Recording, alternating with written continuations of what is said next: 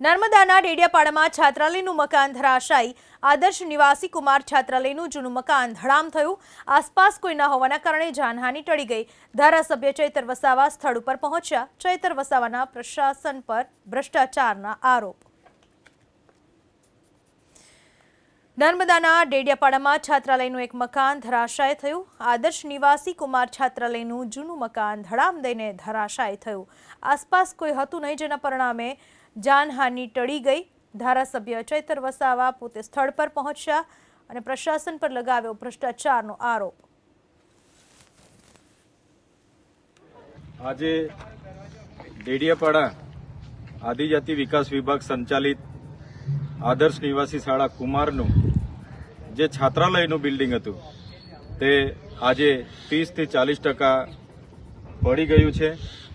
આ છાત્રાલયમાં 296 વિદ્યાર્થીઓ રહેતા હતા, અભ્યાસ કરતા હતા, પરંતુ અહીંના આચાર્ય અને એમના સ્ટાફની સૂચકતાને કારણે એ વિદ્યાર્થીઓને થોડા સમય પહેલા જ અહીંથી બાજુના એક મકાનમાં શિફ્ટ કરી દીધા, નહીં તો આજે ખૂબ મોટી જાનહાનિ થવાની હતી।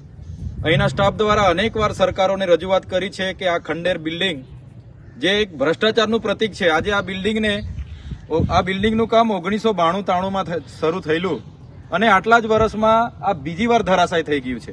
અનેકવાર પત્રો લખ્યા છે નવી છાત્રાલય બાબતે, પણ આદિજાતિનું કરોડોનું બજેટ હોવા છતાં પણ આજે પણ છાત્રાલય નથી બનતું।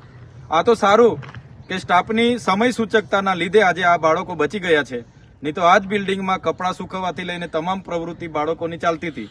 એટલા માટે અમે કહીએ છીએ કે આદિવાસીઓનું કરોડોનું બજેટ હોવા છતાં આદિવાસીના શિક્ષણ હોય, છાત્રાલય હોય કે એની વ્યવસ્થા સરકારે ધ્યાન નથી આપતું, જેનું આ પરિણામ છે।